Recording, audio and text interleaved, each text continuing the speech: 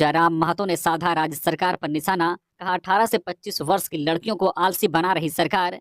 डुमरी विधायक जयराम महतो ने अनुपूरक बजट पर चर्चा के दौरान हेमंत सरकार पर निशाना साधते हुए कहा है कि पूर्व में जो बजट की राशि निर्धारित की जाती है वह खर्च नहीं हो पाती है। ऐसे में फिर अनुपूरक बजट का क्या मतलब है। जयराम ने आगे कहा कि पक्ष विपक्ष ने बजट पर दिशाहीन मुद्दों पर बात ही है। मैं ऐसी उम्मीद नहीं कर रहा था। डुमरी विधायक ने कहा है कि सरकार 18 से 25 साल की लड़कियों को 2500 रुपये प्रति माह देकर उन्हें आलसी बना रही है। यही राशि अगर सरकार उन्हें स्कॉलरशिप के रूप में देगी तो उनका वास्तविक में भला होगा। वे उन पैसों का इस्तेमाल सही रास्ते में करेंगी। इसके साथ ही जयराम ने कहा है कि सदन में जितने भी माननीय हैं उनके बच्चे कहाँ पढ़ते हैं इस बात की जांच होनी चाहिए। साथ ही इन माननीयों को अपने टीए, डीए भत्ता और बस, ट्रेन व अन्य मिलने वाली सुविधाओं का भी त्याग करना चाहिए। इस दौरान जयराम महतो ने जेएसएससी सीजीएल मुद्दे पर भी बात की। उन्होंने कहा है कि सीजीएल मुद्दे पर सांच को आंच कैसा, सीजीएल में जांच करवाने में क्या जाता है। छात्र गड़बड़ी का प्रमाण दे रहे हैं, इसके बावजूद आयोग इसे गंभीरता से क्यों नहीं ले रहा है। जयराम ने आगे कहा है कि छात्र के बीच पहाड़ आए, दरिया आए या कुछ भी आए, वो टकराएंगे और अपना आंदोलन जारी रखेंगे। 24 घंटे में झारखंड में 4.5 डिग्री गिरा तापमान। इन जिलों में शीत लहर का अलर्ट। जाने आने वाले दिनों में कैसा रहेगा मौसम का मिजाज। झारखंड में 2 दिनों से लोगों को सर्दी सता रही है। तापमान में लगातार गिरावट दर्ज की जा रही है। लोग गूगल से पूछ रहे हैं कि आने वाले दिनों में मौसम का मिजाज कैसा रहेगा। तो आइए हम आपको बताते हैं कि झारखंड में आने वाले दिनों में कैसा रहेगा मौसम का मिजाज। तो भारत मौसम विभाग के रांची स्थित मौसम केंद्र ने अपने पूर्व अनुमान में कहा है कि झारखंड में लोगों को आने वाले दिनों में शीत लहर का प्रकोप झेलना पड़ेगा। खासकर आज 13, 14 और 15 दिसंबर के लिए मौसम केंद्र की ओर से येलो अलर्ट जारी किया गया है। मौसम केंद्र के प्रभारी ने मीडिया को बताया है कि राज्य के पश्चिमी भागों और उत्तर पूर्व के 10 जिलों में कहीं कहीं शीतलहर चलने की संभावना है। मौसम केंद्र रांची की ओर से शीतलहर का येलो अलर्ट भी जारी किया गया है। जिन जिलों में शीतलहर चलेगी उनमें गढ़वा, पलामू, चतरा, लातेहार, लोहरदगा, गुमला, सिमडेगा, रामगढ़, बोकारो और धनबाद शामिल हैं। मौसम वैज्ञानिक ने कहा है कि इन जिलों में अगले 4 दिन तक कहीं कहीं शीतलहर का प्रकोप देखने को मिलेगा। अगले 24 घंटे के दौरान जो उत्तरी पछुआ हवा चलने से ठंड और बढ़ेगी, जिसे लेकर मौसम विभाग ने लोगों को सावधान और सतर्क रहने की सलाह दी है। हेमंत सरकार की घोषणा लागू करने की और वोट पाने की कुछ और। बाबूलाल मरांडी। भाजपा प्रदेश अध्यक्ष एवं पूर्व मुख्यमंत्री बाबूलाल मरांडी ने गुरुवार को 6ठे विधानसभा के प्रथम सत्र के समापन के बाद मीडिया को संबोधित करते हुए हेमंत सरकार पर बड़ा निशाना साधा। मरांडी ने कहा है कि राज्य सरकार की कथनी और करनी में आसमान जमीन का अंतर है। इनकी घोषणा चुनाव के दौरान कुछ और थी, जबकि अब सत्ता पाने के बाद कुछ और हो गई। कहा है कि वोट पाने के लिए बढ़ चढ़कर वादे किए, लेकिन अब व्यवहार में कुछ और हो रहा है। उन्होंने कहा कि 18 से 50 वर्ष की सभी महिलाओं को महिला योजना का लाभ देने की बात करने वाली सरकार अब वादों से मुकर रही है। अब तो महिलाओं से पैसे वापस लेने के लिए पदाधिकारी पत्र जारी कर रहे हैं। उन्होंने कहा कि सत्ता के बाद नीति में इतना बड़ा यूटर्न राज्य की जनता ने पहले कभी नहीं देखा।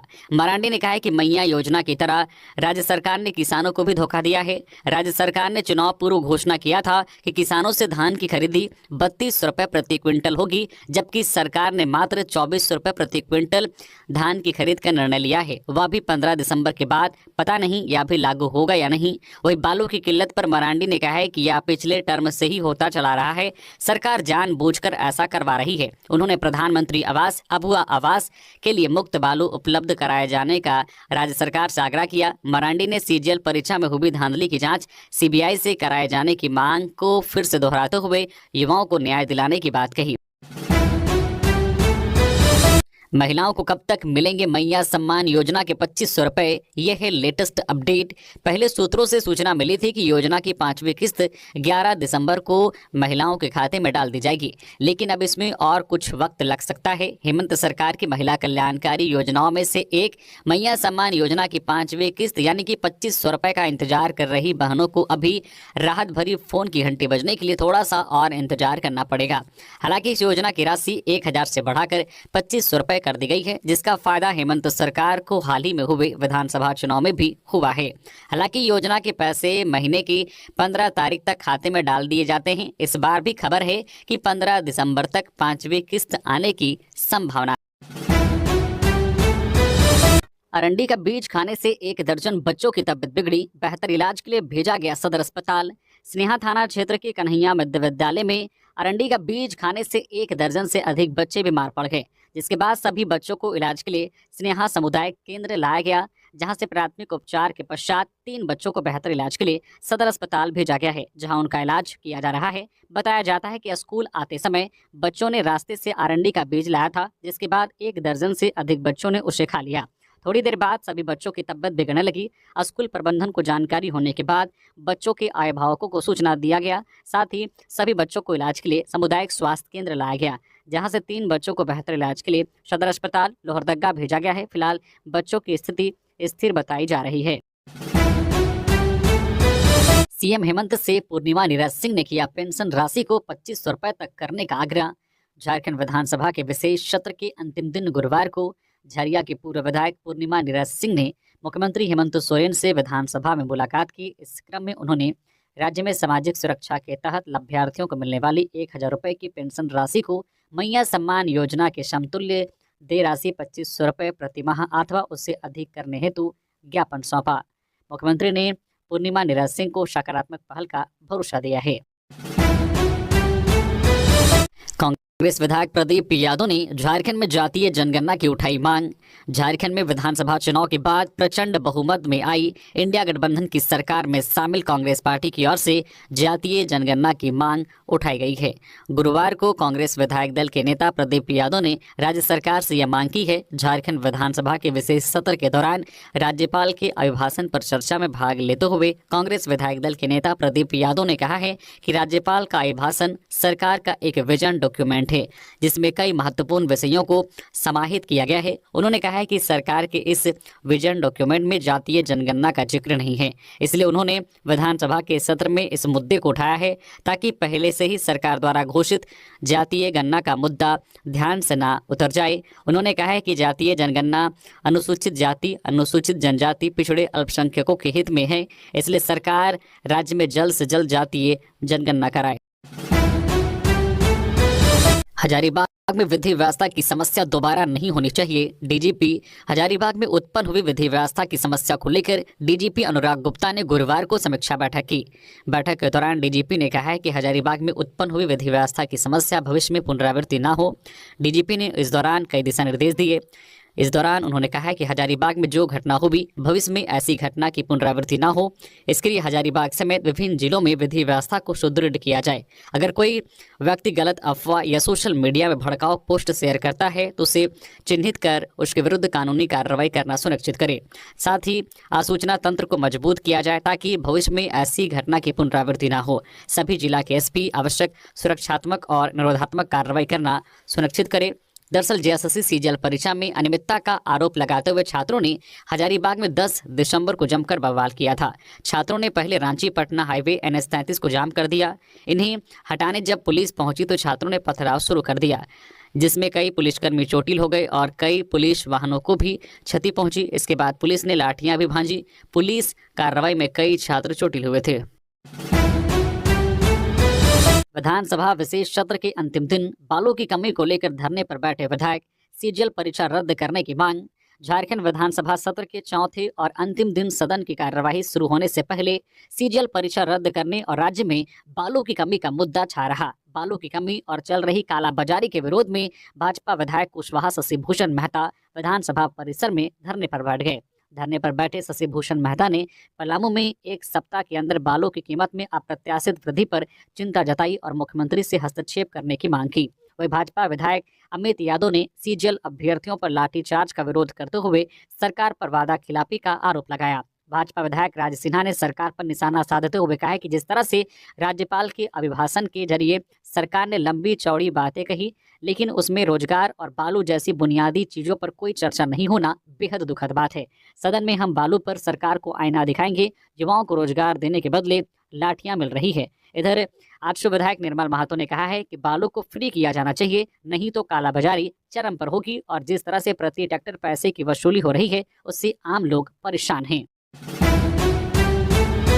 लातेहार में तालाब में डूबने से एक ही परिवार के 2 बच्चों की मौत। खेल खेल में हुआ हादसा। लातेहार जिले के हेरहंज थाना क्षेत्र अंतर्गत हुम्बू गांव में एक ही परिवार के 2 बच्चों की मौत तालाब में डूबने से हो गई। इस घटना के बाद पूरे गांव में कोहराम मच गया है। घटना की सूचना मिलने के बाद सीओ अमित कुमार और थाना प्रभारी कृष्णपाल सिंह पवैया ने घटनास्थल पर पहुंचकर मामले की छानबीन की। दरअसल हुम्बू गांव के कुसुम टोला निवासी फूलदेव उरांव की पत्नी अपने खेत में धान काटने गई थी। उनके साथ उसका 5 वर्षीय बेटा और 3 वर्षीय बेटी भी खेत गए थे। महिला अपने खेत में धान काट रही थी। इसी दौरान दोनों बच्चे खेलते खेलते तालाब के पास चले गए। अचानक बच्चों का पैर फिसल गया और दोनों बच्चे तालाब के गहरे पानी में गिर गए। जब तक महिला को बच्चों के डूबने की खबर हुई तब तक काफी देर हो गई थी। महिला के द्वारा शोर मचाए जाने के बाद आसपास के लोग घटनास्थल पर पहुंचे। काफी मशक्कत के बाद बच्चों के शव को तालाब से निकाला गया, परंतु तब तक दोनों की मृत्यु हो गई थी। घटना के बाद पूरे गांव में मातम का माहौल बन गया है। मृतक बच्चों के परिवार वालों का रो रो कर बुरा हाल है। इधर इस संबंध में सूचना मिलने के बाद थाना प्रभारी कृष्णपाल सिंह पवैया और अंचल अधिकारी अमित कुमार ने घटनास्थल पर पहुंचकर पूरे मामले की जानकारी ली। अंचल अधिकारी ने पीड़ित परिवार को आश्वासन दिया है कि सरकारी प्रावधान के तहत परिवारजनों को सहायता उपलब्ध कराई जाएगी। कुंटी में आयुष्मान कार्ड बनवाने को लेकर 18 से 25 दिसंबर तक चलेगा महाअभियान। कुंटी जिले में 100% आयुष्मान भारत कार्ड निर्माण के लिए 18 से 25 दिसंबर तक पूरे सप्ताह भर महाअभियान चलेगा।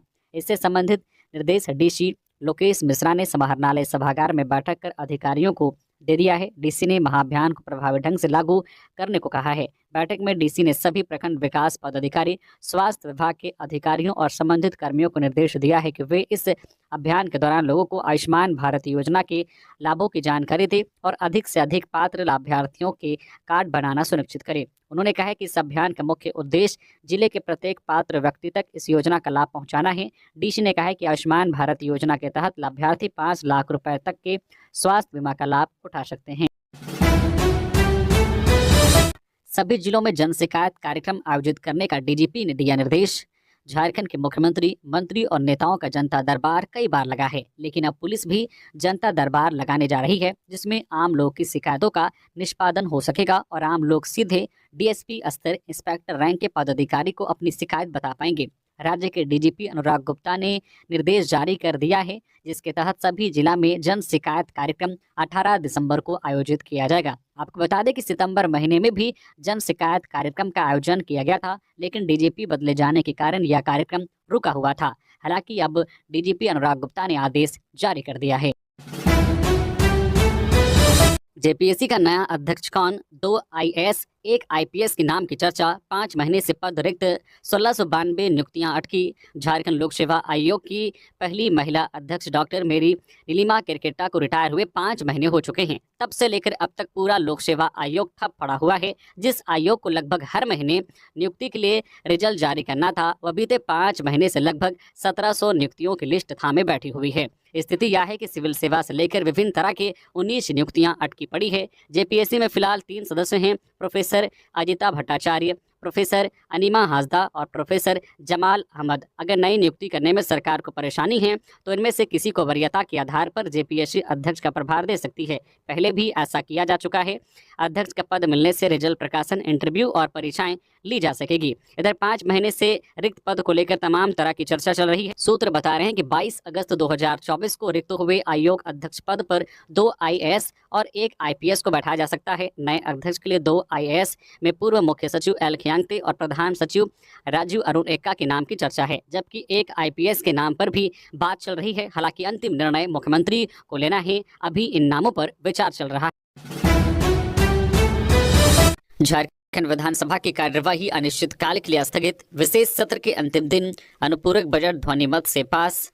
झारखंड विधानसभा का विशेष सत्र गुरुवार को संपन्न हो गया। सत्र के अंतिम दिन सदन में राज्यपाल के अभिभाषण पर चर्चा हुई। सदन में अनुपूरक बजट पर भी चर्चा हुई। चर्चा के बाद इसे ध्वनिमत से पास कर दिया गया। इसके बाद विधानसभा की कार्यवाही अनिश्चितकाल के लिए स्थगित कर दी गई। झारखंड विधानसभा के विशेष सत्र के चौथे दिन वर्ष 2024-25 के लिए 11,697.45 करोड़ का द्वितीय अनुपूरक बजट ध्वनिमत से पास हुआ। धनबाद के तोपचांची में लकड़बग्घे का आतंक, 4 लोगों को किया घायल।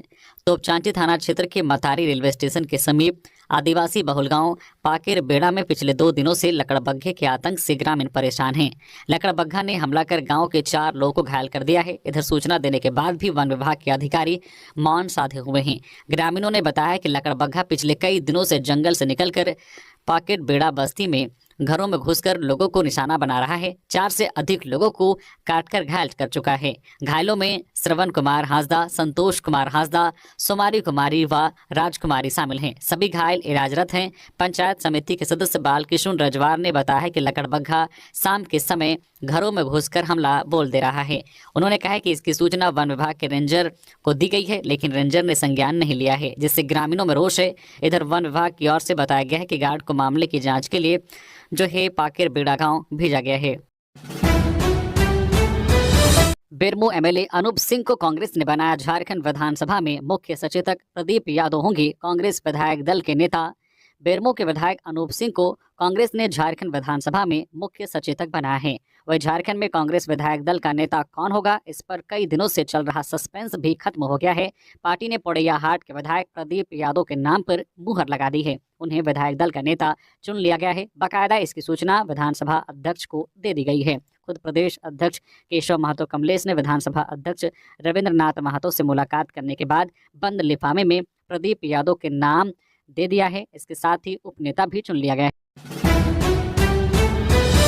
धनबाद के निरसा के फुटपाथ दुकानदारों को 15 दिसंबर तक अतिक्रमण हटाने की चेतावनी।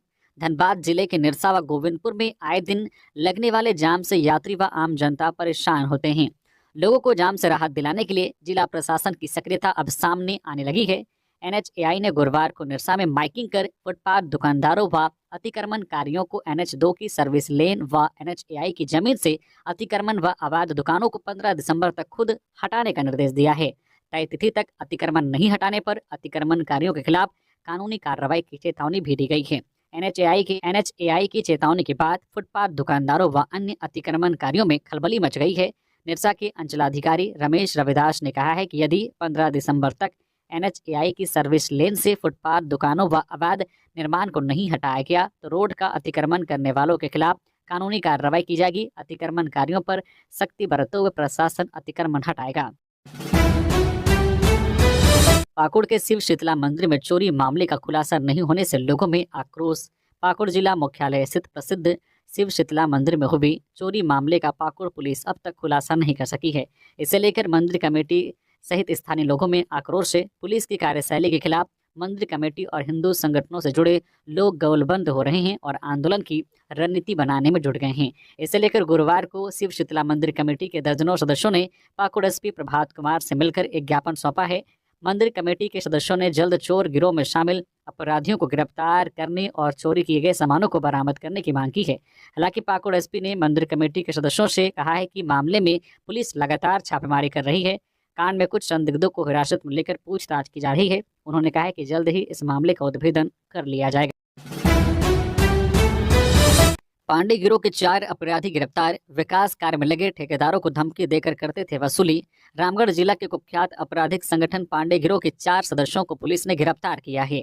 जिले में हो रहे विकास कार्य में लेबी को लेकर ठेकेदार और एजेंसी को धमकाने के मामले में इन लोगों को गिरफ्तार किया गया है। इनके पास से 2 मोबाइल भी बरामद किए गए हैं। रामगढ़ अनुमंडल पुलिस पदाधिकारी परमेश्वर प्रसाद ने बताया है कि रामगढ़ जिले के विभिन्न थाना क्षेत्र में निर्माण कार्य कर रहे संवेदकों व्यवसायियों से रंगदारी की मांग संगठित आपराधिक पांडे गुट के कुछ सदस्यों द्वारा पिछले कुछ दिनों से की जा रही थी। निर्माण कार्य बंद नहीं करने पर जान से मारने की धमकी दी जा रही थी। सूचना मिलने के बाद संगठित अपराधियों को पकड़ने के उद्देश्य से रामगढ़ पुलिस अधीक्षक ने SDPO के नेतृत्व में SIT का गठन किया। गुप्त सूचना के आधार पर सिरू मोड़ के पास से पांडे गिरोह के 4 सदस्यों को संदिग्ध हालत में पकड़ा गया। जब पूछताछ की गई तब उन्होंने बताया है कि सिरू में बन रहे उच्च स्तरीय पुल के संवेदक से रंगदारी की मांग करने जा रहे थे, मगर पुलिस ने घटना को अंजाम देने से पहले ही इनको दबोच लिया। पांडे गिरोह के सक्रिय सदस्यों की गिरफ्तारी हेतु लगातार दबिश दी जा रही है। इसी क्रम में पांडे गिरोह के लगभग 3 वर्षों से फरार चल रहे अपराधी वैजू शाह को भी गिरफ्तार किया गया है। कोडरमा में चौक चौराहों पर होगी अलाव की व्यवस्था।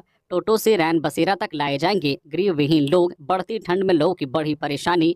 कोडरमा सहित पूरे झारखंड में इन दिनों ठंड लगातार बढ़ती जा रही है। ऐसे में लोगों को ठंड से बचाने के लिए झुमरी तिलैया नगर परिषद क्षेत्र के विभिन्न चौक चौराहों पर अलाव की व्यवस्था कराई जाएगी। नगर प्रशासक अंकित गुप्ता ने बताया है कि बढ़ती ठंड में लोगों को परेशानी ना हो, इसके लिए शहर के अलग अलग जगहों पर अलाव की व्यवस्था कराई जाएगी। इसके लिए स्थान चिन्हित कर लिए गए हैं। अलाव के लिए नगर परिषद क्षेत्र के सुभाष चौक, पुराना बस स्टैंड, कोंडरमा रेलवे स्टेशन के उत्तर व दक्षिण द्वार के बाहर, सरकारी बस स्टैंड, झंडा चौक व स्टेशन रोड के प्रहलाद चौक पर अलाव की व्यवस्था की जाएगी। नगर प्रशासक अंकित गुप्ता ने बताया कि वैसे लोग जो अभी भी गृह विहीन हैं उनके लिए महातो आरा के पास स्थित रैन बसेरा में रहने के लिए जगह बनाई गई है। चूँकि यह रैन बसेरा शहर से दूर है, ऐसे में नगर परिषद की ओर से जरूरतमंदों को वहां लाने और पहुंचाने के लिए टोटो की व्यवस्था की गई है। लातेहार में दुकानदारों ने सीओ के खिलाफ दिया धरना। दुकान हटाने के नोटिस से आक्रोश। दुकानदारों ने कहा परिवार रोड पर आ जाएगा।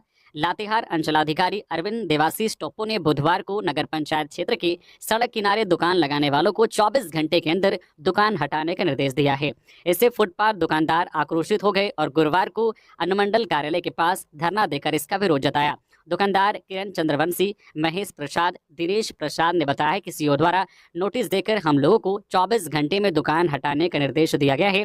दुकान हट जाने से हम लोगों का रोजगार छिन जाएगा, परिवार के लोग सड़क पर आ जाएंगे। विभाग द्वारा फुटपाथ दुकान हटाने का मुख्य कारण सड़क दुर्घटना बताया गया है, जबकि हम लोग सड़क से काफी दूर रहकर अपना दुकान चलाते हैं। धनबाद पुलिस ने साइबर अपराधी को किया गिरफ्तार।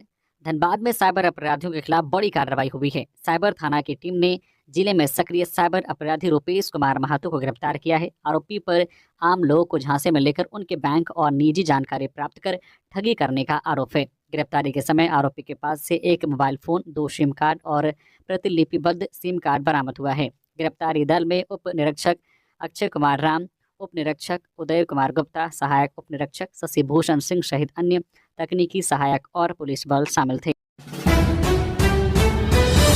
धनबाद का मैथन डैम सैलानियों से गुलजार। यहाँ की प्राकृतिक छटा लोगों को कर रही है आकर्षित। धनबाद में मैथन डैम एकमात्र ऐसा पर्यटन स्थल है जहाँ सालों भर सैलानियों का हुजूम उमड़ता है। जो एक बार यहाँ के मनोरम दृश्य और प्राकृतिक छटा का दीदार कर लेता है वह बार बार यहाँ खींचा चलाता है।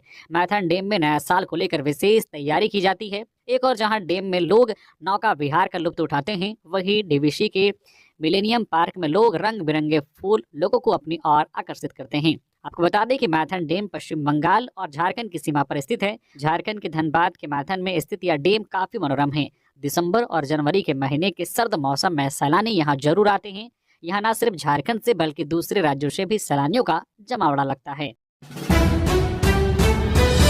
लोहरदगा जिला अध्यक्ष के नेतृत्व में जेएमएम नेताओं ने की सीएम हेमंत सोरेन से मुलाकात, दी बधाई। झारखंड मुक्ति मोर्चा के जिला अध्यक्ष मौजमिल अहमद के नेतृत्व में लोहरदगा के एक प्रतिनिधि मंडल ने गुरुवार को मुख्यमंत्री हेमंत सोरेन से मुलाकात की। इस दौरान उन्होंने सीएम को बुके देकर सम्मानित किया। इस प्रतिनिधि मंडल में झामुमो लोहरदगा जिला कमेटी के सचिव अनिल उरांव और युवा जिला अध्यक्ष अजय उरांव शामिल थे। इस दौरान नेताओं ने लोहरदगा जिले में युवाओं के लिए रोजगार के अवसर खोलने, सुदूरवर्ती ग्रामीण इलाकों में लचर स्वास्थ्य एवं शिक्षा में सुधार एवं कृषकों को सिंचाई सहित अन्य संसाधनों की समुचित व्यवस्था कराने की अपील की। वहीं सीएम ने भी झामुमो नेताओं को आश्वस्त करते हुए कहा कि निश्चित रूप से उक्त विभागों में जो भी त्रुटियां होंगी उस पर त्वरित कार्रवाई की जाएगी।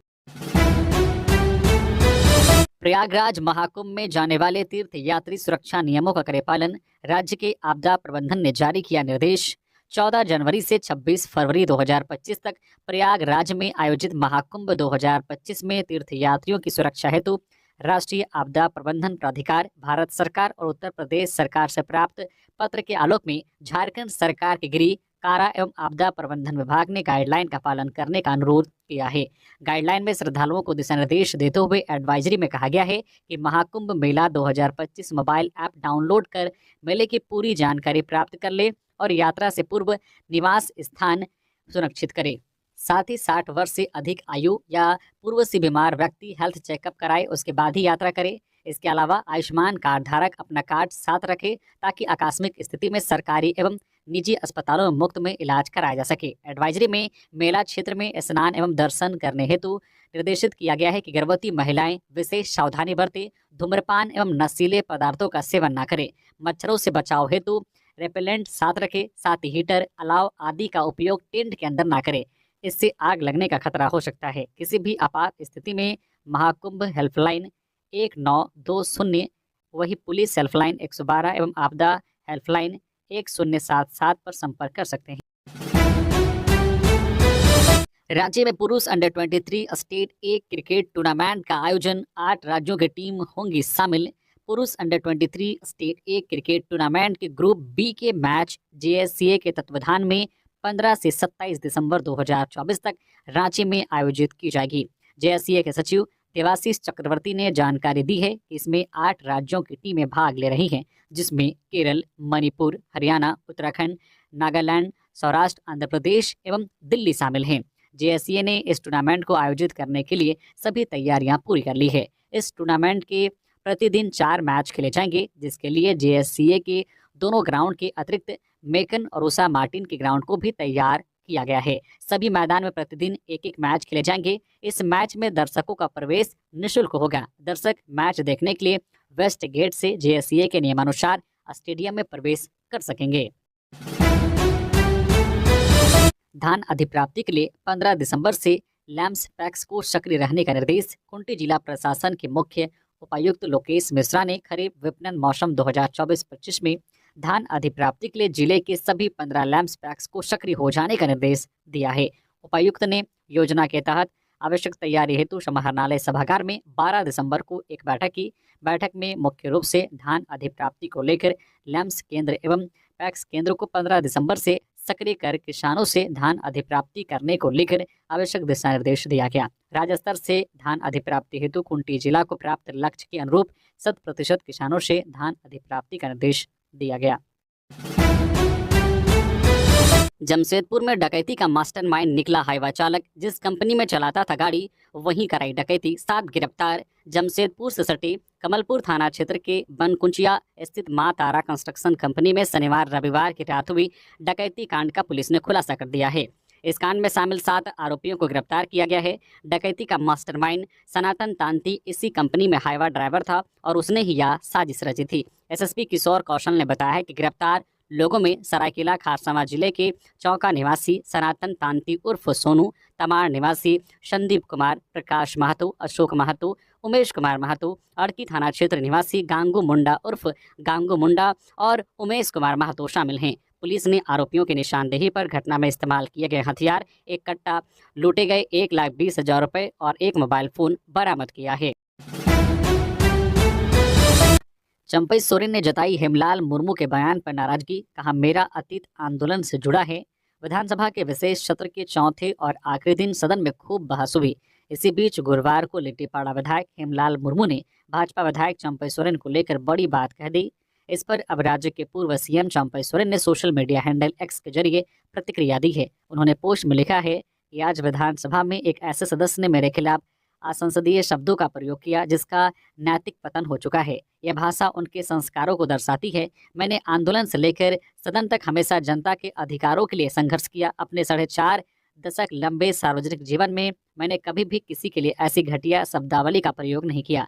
चंपई सोरेन ने आगे कहा है कि मेरा अतीत आंदोलन से जुड़ा है और जीवन के हर मोड़ पर पार्टी बदलने के बावजूद मुझे जनता का अपार समर्थन मिला है। शायद इसलिए वैसे लोग मेरी जीत को पचा नहीं पा रहे हैं जिनका अस्तित्व ही पार्टी के विशेष रहमो करम पर टिका है। झारखंड की जनता उनके इस बदजुबानी का जवाब देगी। दरअसल विधानसभा के विशेष सत्र के अंतिम दिन जब लिट्टीपाड़ा विधायक हेमलाल मुर्मू बोलने के लिए खड़े हुए तो उन्होंने चंपई सोरेन को लेकर बड़ी बात कह दी। उन्होंने कहा कि चंपई सोरेन को पता नहीं कौन सा भूत लग गया था कि बीजेपी में चले गए। चंपई सोरेन की 10 वर्षों बाद जेएमएम में वापसी होगी। हजारीबाग के चरही में 25 पेटी में 300 बोतल अंग्रेजी शराब जब्त, बिहार सप्लाई की थी तैयारी। बाजार में कीमत 2 लाख रुपए, कार भी जब्त। चरही पुलिस ने बुधवार देर रात गुप्त सूचना के आधार पर एक कार का पीछा कर उसमें लदे लगभग 2 लाख रुपए मूल्य के 25 कार्टून में 300 बोतल शराब के साथ कार को जब्त करने में सफलता हासिल की है। खूंटी जिले में अफीम की खेती शुरू, 12 से 15 साल के बच्चों से माफिया करा रहे काम। खूंटी जिले में अफीम की खेती शुरू होने के साथ ही जिला पुलिस ने विनिष्टीकरण का कार्य प्रारंभ कर दिया है। इस वर्ष अफीम की इतनी बम्पर खेती होने की सूचना है कि पिछले 19 वर्षों के सारे रिकॉर्ड टूट जाएंगे। लेकिन जिला प्रशासन, जिला पुलिस और नारकोटिक्स कंट्रोल ब्यूरो ने भी अफीम के फसलों के विनिष्टीकरण और अफीम की खेती के कारोबार करने वाले पर नकेल कसने की तैयारी कर चुकी है। इसे लेकर लगातार बैठकें कर रणनीति बनाने का काम जारी है। 2 दिन पहले जिला पुलिस ने अफीम के फसलों के विनिष्टीकरण का कार्य प्रारंभ कर दिया है। इस दौरान पुलिस ने खूंटी सदर थाना क्षेत्र के कदरोडी में 5 एकड़, बरटोली में 1.5 एकड़, हेसा हाथों में 1 एकड़ और सोयको थाना क्षेत्र के गुड्डू हाथों में 1.5 एकड़, मारंगहादा थाना क्षेत्र के उतरंगा में 1 एकड़ में लगी अफीम के पौधों को विनष्ट करने का काम किया है।